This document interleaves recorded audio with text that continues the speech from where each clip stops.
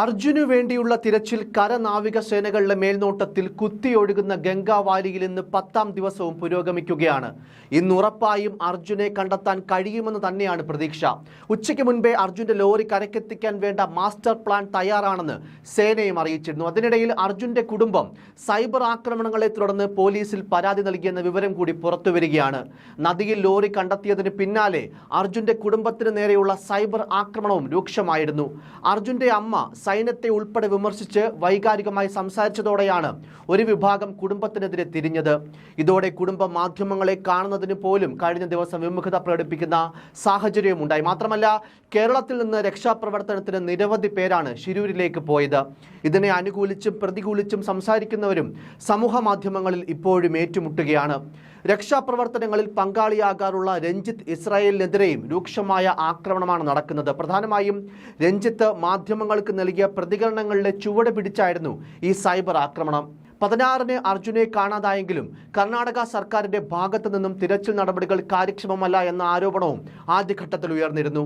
കുടുംബം MK രാഘവൻ MPയെ ഉൾപ്പെടെയുള്ളവരെ കണ്ടതിന് ശേഷമാണ് തിരച്ചിലിന് കഴിഞ്ഞ വ്യാഴാഴ്ച മുതൽ വേഗം കൈവരിച്ചതെന്നതും സത്യം തന്നെയാണ്. മാധ്യമങ്ങളിലെ ഇടപെടലുകളും രക്ഷാപ്രവർത്തനത്തിന് വേഗത കൂട്ടി. കർണാടകയുടെ തിരച്ചിൽ കാര്യക്ഷമമല്ല എന്ന വാർത്ത വന്നതോടെ കേരളത്തിൽ നിന്ന് ചില സന്നദ്ധ പ്രവർത്തകരും ശിരൂരിലേക്ക് തിരിച്ചു. മന്ദഗതിയിലായിരുന്നുവെങ്കിലും പുഴയുടെ തീരത്തോട് ചേർന്നായിരുന്നു കർണാടക സർക്കാർ അല്ലെങ്കിൽ കർണാടകയുടെ ഒരു സേനകളൊക്കെ തിരച്ചിൽ നടത്തിയിരുന്നത്. ചൊവ്വാഴ്ച തന്നെ 4 മൃതദേഹങ്ങൾ കർണാടക പുറത്തെടുക്കുകയും ചെയ്തു. എന്നാൽ കേരളത്തിൽ നിന്ന് കൂടുതൽ രക്ഷാപ്രവർത്തകർ മലയാളികളൊക്കെ ശിരൂരിലേക്ക് എത്തിയതോടെ കരഭാഗം കേന്ദ്രീകരിച്ച് തിരച്ചിൽ നടത്താൻ ഒരു പരിധിക്കുമപ്പുറം കർണാടക സർക്കാർ നിർബന്ധിതരായി എന്ന് വേണം പറയാൻ. വാഹന ഉടമയും കേരളത്തിൽ നിന്ന് ശിരൂരിലേക്ക് എത്തിയവരും കർണാടക സർക്കാരിനെ കൂടുതൽ സമ്മർദ്ദത്തിലാക്കി. കരഭാഗത്ത് തിരച്ചിൽ നടത്തി ദിവസങ്ങളേറെ പാഴാക്കി കളഞ്ഞുവെന്നാണ് സമൂഹ മാധ്യമങ്ങളിൽ ഉയർന്ന മറ്റൊരു ആരോപണം.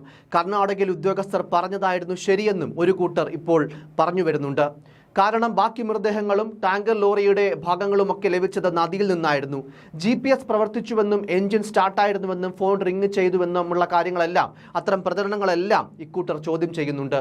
ലോറിയുടേത് അത്യാധുനിക ക്യാബിനാണെന്നും അതുകൊണ്ട് തന്നെ ഇത് തകരില്ല എന്നുള്ള പ്രചാരണങ്ങളും സമൂഹ മാധ്യമങ്ങളിലുണ്ടായി.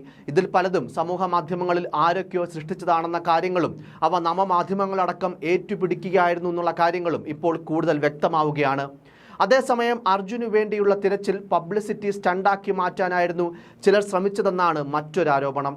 യാതൊരു കാര്യവുമില്ലാതിരുന്നിട്ടും ചിലർ വണ്ടിയും വിളിച്ച് അവിടേക്ക് പോയി.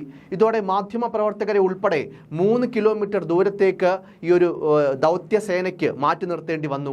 പോലീസിന് രക്ഷാപ്രവർത്തനത്തിന് എന്ന് പറഞ്ഞ് ചെന്നവരെ നിയന്ത്രിക്കലായി അടുത്ത പണി. രക്ഷാപ്രവർത്തനത്തിനിടയിൽ ഈ ഒരു അവരുടെ സ്വന്തമായിട്ടുള്ള ഉത്തരവാദിത്തം, അവർക്ക് എന്തെങ്കിലും പറ്റിക്കഴിഞ്ഞാൽ ഉത്തരവാദിത്തം ഏറ്റെടുക്കാമെന്ന് കേരളത്തിലെ ജില്ലാ കളക്ടറുടെ പക്കൽ നിന്നും അനുമതി വാങ്ങി വരാൻ പോലും കർണാടക പോലീസിന് കേരളത്തിൽ നിന്ന് ചെന്നവരോട് പറയേണ്ടി വരുന്ന സാഹചര്യമുണ്ടായി. മറ്റൊരു സത്യം എന്തെന്നാൽ സമാനമായ രക്ഷാപ്രവർത്തനങ്ങളിൽ പങ്കെടുത്ത് പരിചയമുള്ള നിരവധി മലയാളികൾ അവിടേക്ക് എത്തിയെങ്കിലും ഈ സ്ഥലത്തെക്കുറിച്ച്, ഈ ഒരു ശിരൂരിൻ്റെ ഈ ഒരു മലമ്പ്രദേശത്തെ ഈ ഒരു സ്ട്രക്ചറിനെ പറ്റി അല്ലെങ്കിൽ അതിൻ്റെ ഘടനയെപ്പറ്റി യാതൊരു പരിചയമില്ലാത്തവരുമാണ് അവിടേക്ക് പോയവരിൽ, അവരേക്ക് രക്ഷാപ്രവർത്തനത്തിന് വേണ്ടി പോയവരിൽ കൂടുതൽ എന്നതും മറ്റൊരു വാസ്തവമാണ്. അത് എടുത്തു പറയുക തന്നെ ചെയ്യും. പെരുമഴയായതിനാൽ ഒന്നും ചെയ്യാൻ സാധിക്കുന്നില്ല എന്നാണ് അവിടെ എത്തിയ ചിലർ വാട്സപ്പ് ഗ്രൂപ്പുകളിൽ സന്ദേശം അയച്ചത്. പിന്നെ എന്തറിഞ്ഞിട്ടാണ് അങ്ങോട്ട് പാഞ്ഞതെന്നായിരുന്നു സമൂഹ മാധ്യമങ്ങൾ ഉയർന്ന അടുത്ത ചോദ്യം.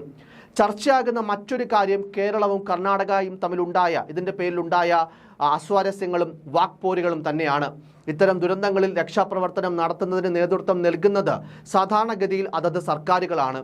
ഏതെങ്കിലും വ്യക്തികൾക്ക് രക്ഷാപ്രവർത്തനത്തിന് നിയന്ത്രണം ഏൽപ്പിച്ച് അവർ പറയുന്നത് പോലെ മാറി നിൽക്കുവാനോ അല്ലെങ്കിൽ അത്തരത്തിൽ ചെയ്യുവാനോ സർക്കാരുകൾക്ക് സാധിക്കില്ല.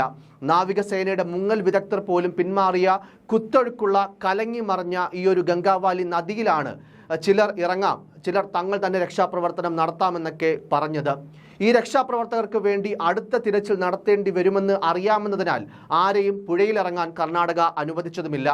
അപകടം നടന്ന ആദ്യഘട്ടത്തിൽ അലംഭാവം കാണിച്ചെങ്കിലും പിന്നീട് കർണാടക സ്വീകരിച്ച നിലപാടാണ് ശരിയെന്നാണ് സമൂഹ മാധ്യമങ്ങൾ ഇപ്പോൾ സ്വീകരിക്കുന്ന നിലപാട്.